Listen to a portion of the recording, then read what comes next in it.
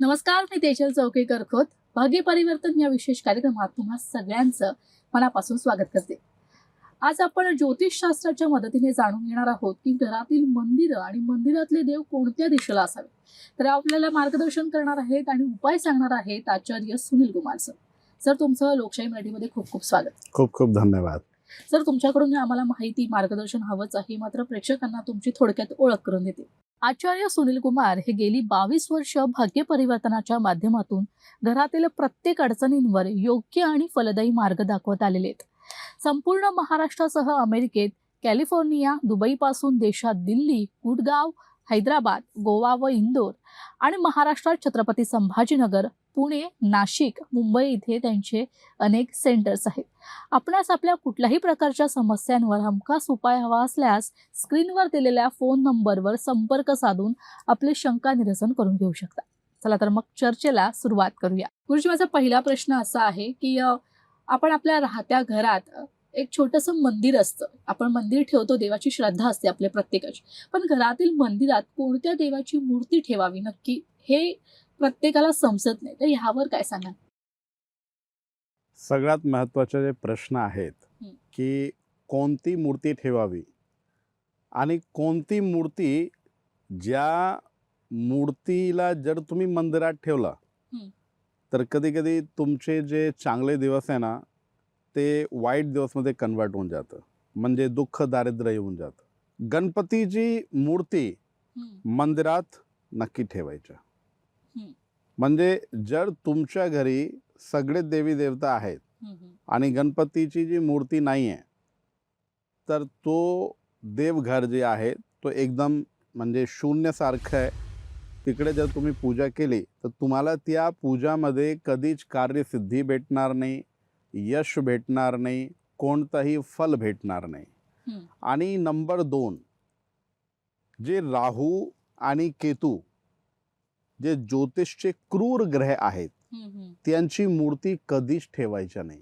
खूप काही लोक काय करताय की पूर्ण नवग्रहाची मूर्ती ठेवताय घरी, ते एकदम चुकीचं आहे.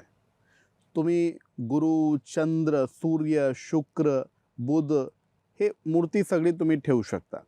पण राहू केतूची जर मूर्ती तुम्ही ठेवली आणि केतूच्या धड पण नाही आहे, म्हणजे जर आपण मूर्ती जर पाहिली तर एक केतू मात्र एक असं ग्रह आहे त्याच्या धड नाही आहे, आणि तुम्ही जर यासारखी मूर्ती देवघरात ठेवली तर घरात नकारात्मक ऊर्जा आणि तुमच्या पूजामध्ये मन कधीच लागत नाही. खूप काही लोक असं म्हणतात, गुरुजी आम्ही जेव्हा देवघरासमोर आपण बसतो ना तेव्हा आम्हाला उवासी येते आणि आमचं जे मन आहे ना तो मन लागत नाही, म्हणजे जर आपण मंत्र जाप करतो मन लागत नाही.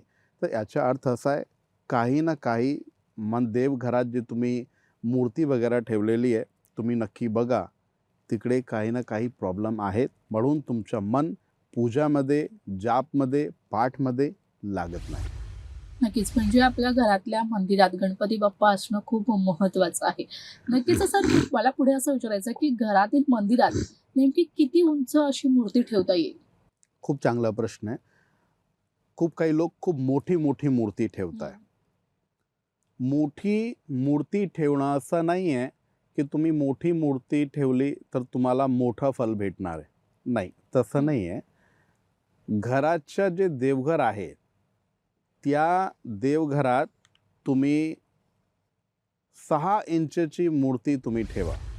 त्याची अपेक्षा अजून तुम्हाला जर जास्त तुम्ही ठेवला तर तुम्ही 8 इंचपर्यंत तुम्ही ठेवू शकतात. पण 6 इंच तर वास्तूच्या अनुसार तर एकदम एक्झॅक्ट फिगर आहेत. 6 इंचची मूर्ती तुम्ही ठेवा. खूप काही लोक खूप मोठा मंदिर घरात निर्माण करताय, पण तुम्ही मोठं मंदिर बांधा, त्याच्यामध्ये काही हे नाही आहे. पण देवघर जर तुमच्या घरात आहे तर तुम्ही 6 इंचापेक्षा मोठी मूर्ती ठेवू नका. त्याचा अभिषेक करा, त्याची पूजा करा, अर्चना करा, वंदन करा. आणि जर त्याची अपेक्षा अजून तुमच्या घरी मोठी मूर्ती आहेत तर त्याचं काय करायचं, त्याला तुम्ही जे तुमच्या ड्रॉइंग रूम आहे किंवा तुमच्या जे काही तुमच्या घरात जे शोकेस असतात त्याच्यामध्ये तुम्ही ठेवू शकता. आपण पुढे वळूया. जर समजा गुरुजी एकाच देवतेच्या 2 मूर्ती जर मंदिरात ठेवल्या तर त्या मंदिरात ठेवाव्यात का खरं तर? नाही, कधीच एक देवाची 2 मूर्ती ठेवणं हा खूप चुकीचा आहे. अच्छा. कधीच ठेवायच्या नाही. जर आहेत तर तुम्ही त्या दुसरी जी मूर्ती आहेत, तुम्ही त्या मूर्तीला तुम्ही मंदिरमध्ये म्हणजे जे आपण आपली कॉलनीमध्ये कोणी मंदिर वगैरे आहे, तुम्ही तिकडे ठेवू शकता तुम्ही. पिंपलाचं झाड राहतो, उंबराचं झाड राहतो, त्याच्या खाली ठेवू शकता तुम्ही. या मूर्तीला तुम्ही एक वेगळं स्थान द्या.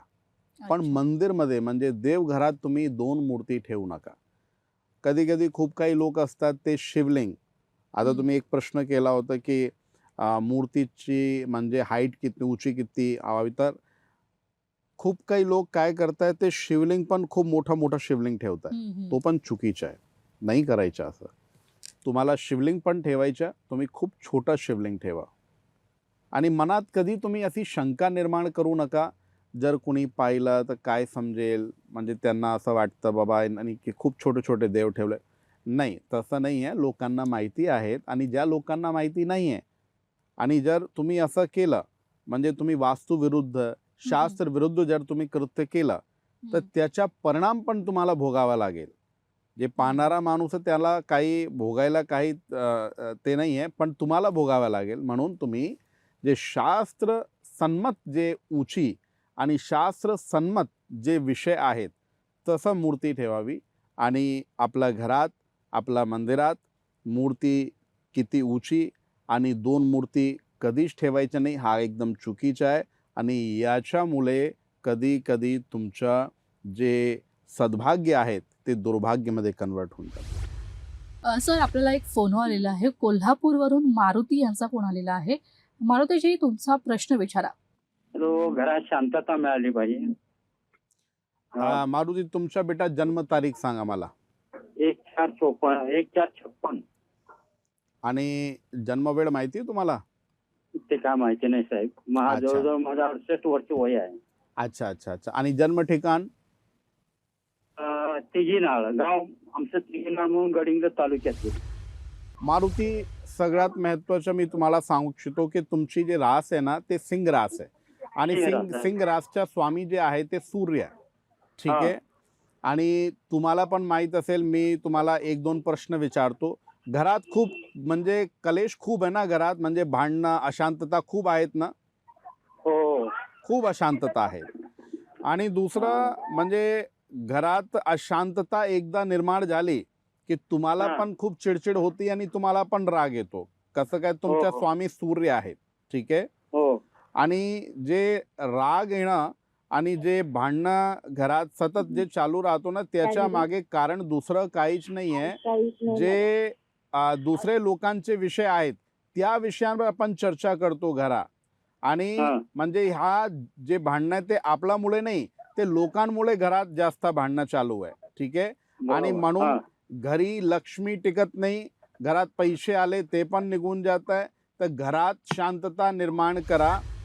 आणि शांतता निर्माण करण्यासाठी तुम्हाला एक चांगला उपाय पण सांगतो मी. गौशालामध्ये जायचं आणि काळी गायचं गौमूत्र घ्या तुम्ही. ठीक आहे. दर शनिवारी, दर अमावस्येला तुम्हाला ते गौमूत्र आपल्या घरात शिंपडायचं. नंबर 1. आणि नंबर 2, त्रुटी आणि लिंबूचा रस. जेव्हा तुम्ही फरशी पुसताय ना, तर फरशी पुसताना घरात सांगा तुम्ही, जे कोणी फरशी पुसताय ते फरशी पुसताना ते त्रुटीचा पावडर आणि लिंबूचा थोडासा रस टाकायचं दर बुधवारी, शनिवारी आणि अमावस्येला. तुम्ही हे केलं ना, घरात एकदम शांतता निर्माण होऊन जाईल. घरात लक्ष्मी पण टिकणार, तुम्हाला काही त्रास होणार नाही. आणि मला अजून 1-2 विषय सांगायचे तुम्हाला. तुमची राशीनुसार आता प्रकृती पण बरोबर नाही आहे. आणि मागच्या 3.5 महिन्यापासून तुमची स्थिती पण म्हणजे हळूहळू खूप बिघडते, म्हणजे आजारी पडताय. आणि आजारी पडण्यामुळे तुमचे पैसे डॉक्टरांकडे, इकडे तिकडे, इथे पण खूप पैसे जात आहे. ठीक आहे. थोडा प्रकृतीकडे तुम्ही लक्ष द्या. ठीक आहे ना? नाही तर तुमचा सिस्टम खूप गडबड होऊन जाईल बेटा. ठीक आहे. जे उपाय सांगितले ते उपाय करा. हे उपाय केल्यानंतर तुम्हाला काही त्रास होणार नाही. खूप खूप आशीर्वाद तुम्हाला. गुरुजी, माझा पुढचा प्रश्न असा आहे की आपल्या घरातील मंदिर असतं, त्या मंदिरामध्ये आपण घंटा ठेवतो किंवा शंख ठेवतो. तर हे ठेवल्याने काही फायदा होतो का?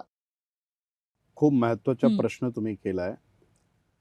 घरात जर शंख नाही आहे, म्हणजे हं, हं. देवघरात तुम्ही शंख ठेवत नाही किंवा घंटा ठेवत नाही, तर घरात नकारात्मक ऊर्जा 100% निर्माण. तुम्ही कितीही दिवे लावा, कितीही पूजा करा, कितीही पाठ करा, पण जे नकारात्मक ऊर्जा म्हणजे काय? आपण सकाळपासून बसतो आणि सकाळपासून संध्याकाळपर्यंत आपल्या घरी किती लोक येतात. आणि नंबर 2, लोक आले नाही आले एक वेगळा विषय आहे. तुम्ही जर फेंग शुईच्या वास्तू जर फॉलो केला ना, त्याच्यामध्ये जे हवा असते ना, त्याचं पण खूप महत्त्व आहे. तर घरात कधी-कधी हवासोबत पण नकारात्मक ऊर्जा प्रवेश करते. म्हणून घरी सकाळी आणि संध्याकाळी जेव्हा तुम्ही आरती करताय, पूजा करताय, ते घंटा वाजवणं हा खूप चांगला विषय आहे. म्हणजे हे एकदम असं आहे, म्हणजे साक्षात. आणि शंख जे तुम्ही विचारला हं, त्या हं. शंखबद्दल, ते शंख तर साक्षात भगवान विष्णूचं स्वरूप आहे. म्हणजे तुम्ही जर पूजामध्ये शंख नाही वाजवला, तुम्ही घंटा नाही वाजवला, ते पूजा तुमची पूर्णच होत नाही. आणि जे आपण घंटा वाजवताय, ते जे आपले घरात देवघरात जे मूर्ती तुम्ही ठेवलेली आहे ना, त्याच्यामध्ये प्राणच्या जागृती होते. म्हणजे जे तुम्ही प्राणप्रतिष्ठा केलेली आहे, ते प्राण जागृत होत आहे त्याच्यामध्ये, जर तुम्ही घंटा वाजवला. आणि मी खूप काही वेळ सांगतो, की जर घरी पैसे टिकत नाही, तर तुम्ही एक काम नक्की करा. काय? की तुम्ही मधून घंटा वाजवणं सुरू करा आणि बाहेरपर्यंत तुम्ही घंटा वाजवा. म्हणजे जेवढी नकारात्मक ऊर्जा घरात प्रवेश केलेली आहे ना, ते सगळी नकारात्मक ऊर्जा निघून जाणार आहे. आणि नंबर 2, शंख वाजवताना घरात सकारात्मक ऊर्जाचा संचार होतं. साक्षात भगवान विष्णू म्हणजे काय? त्यांची पत्नी लक्ष्मी. तर माँ लक्ष्मी म्हणजे तुम्हाला जर स्थिर लक्ष्मी पाहिजे, लक्ष्मीचे 2 रूप आहे, स्थिर आणि अस्थिर. ताम आवह जात वेदो लक्ष्मी मनपगामनीम. म्हणजे स्थिर लक्ष्मी जर तुम्हाला पाहिजे, त्यासाठी शंख वाजवणं हा खूप महत्त्वाचा आहे. ते शंख वाजवला पाहिजे. नक्कीच. गुरुजी मात्र एक गोष्ट असं आहे, की असं म्हटलं जातं, की घराच्या बाहेर कापूर जळवून ठेवावा लागतो. हे किती उपयोगी आहे? हो, खूप चांगला प्रश्न आहे. जर आपण संध्याकाळी कपूर जाळवला आणि जे आपला मेन गेट आहे, हं, हं. मेन गेटला दोन्ही कोपऱ्यात जर आपण कपूर जाळवला, तर नेगेटिव्ह ऊर्जा म्हणजे जी नकारात्मक ऊर्जा आहे ना, हं, ते हं. एकदम जळून जाते. म्हणजे नकारात्मक ऊर्जाचा संचार आपल्या घरात होत नाही. म्हणून मी सांगतो, की संध्याकाळी दिवाबत्ती करताना तुम्ही दोन्ही कोपऱ्यात तुम्ही कपूर जळवा. आणि तुम्हाला जर भीमसेन कपूर भेटला, तर खूप चांगला आहे. आणि अजून एक विषय, आपण मेन द्वारवर काय लिहितो हं. आपण? शुभ आणि लाभ. लाभ. हं. ते शुभ आणि हे लाभ जे 2 आहेत ना, तिकडे शुभ आणि लाभ यांचा संचार आहेत. यांचा जबरदस्त प्रभाव आहेत. पण कधी-कधी काय असतं, की नकारात्मक ऊर्जा ते प्रवेश करायला खूप फोर्स करते. पण तुम्ही जर तिकडे कपूर जळवला ना, हं. तर 100% नकारात्मक ऊर्जाचा संचार तुमच्या घरामध्ये होणार नाही. ते बाहेर जळून नष्ट होऊन जाणार. नक्कीच. गुरुजी माझा पुढचा प्रश्न असा आहे, की आपण आपल्या हातात मूर्ती कधी घेतो, कधी दाखवायला समजा किंवा कधी घेऊन येतो. मात्र कधी-कधी आपल्या हातातून ती मूर्ती खाली पडते आणि फुटते. त्यावेळेस आपल्या मनात अचानकच अशा शंका येतात, की बाबा आपल्याबरोबर काही वाईट घडणार आहे का? हा काही संकेत आहे का? तर यावर नेमकं काय करावं? खूप चांगला प्रश्न तुम्ही केला आहे आणि हं, हं. याचं उत्तर मी खूप चांगल्या पद्धतीने देतो. हं, हं. ज्या लोकांच्या मनात असा संशय आहे, बाबा आपल्या हातून हा मूर्ती तुटली म्हणजे आता तर कुणी म्हणजे काहीतरी आपल्या घरी वाईट होणार आहे. हं. आणि ते त्यांच्या डोक्यात एकदम टेन्शन, ते तणावामध्ये येऊन जातं. पण मी तुम्हाला एक सांगू का? त्या देवांनी तुमचा कष्ट आपल्यावर घेतला. हे समजा. हं. का घेतलं? की तुम्ही खूप श्रद्धाने पूजा करताय. तुम्ही खूप विश्वासाने पूजा करताय. म्हणून तुमच्यावर येणारा जे कष्ट होता, त्यांनी आपल्या अंगावर घेतला आणि ती मूर्ती पडली. नंबर 1. आणि नंबर 2, जर अजून दुसरा काही कारण आहेत की मूर्ती तुटली फुटली, आता काय करायचं? सतत आपण जसं पूजा करतो तसंच पूजा करत राहायचं की काय करायचं आपल्याला? कसं मूर्ती खंडित झाली तर एक लक्षात ठेवा, मूर्तीची जर तुम्ही प्राणप्रतिष्ठा केलेली आहे हम्म, हम्म. तर त्या मूर्तीचा विसर्जन कधीच होत नाही. हा खूप महत्वाचा विषय आहे. आपण काय करतो, मूर्ती तुटली फुटली लगेच आपण जल प्रवाहित करून टाकतो. मूर्ती जर प्राणप्रतिष्ठा केलेली आहे तर तुम्ही कधीच मूर्तीला विसर्जन करू नका. काय करायचं तर तुमच्या जवळ कोणी मंदिर असेल, पिंपलाचं झाड असतात त्याच्या खाली तुम्ही मूर्ती ठेवा.